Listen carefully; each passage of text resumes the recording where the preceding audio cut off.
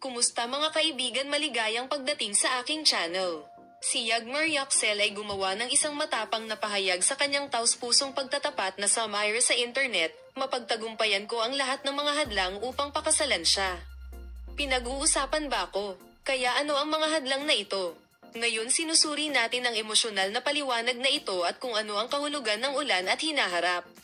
Ang mga salita ng ulan ay napakalakas, at ginawa niyang magtaka ang kanyang mga tagahanga kung mayroong higit sa pag-ibig sa kwentong ito.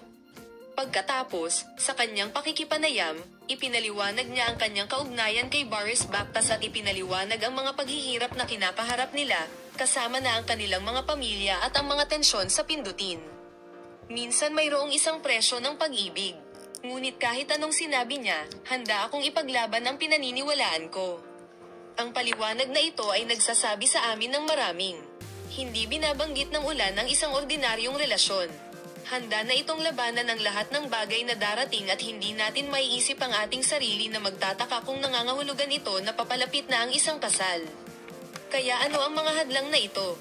Maaari bang sabihin na gumawa sila ng isang mahusay na plano sa kabila ng lahat ng mga paghihirap ng pag-ulan at kapayapaan?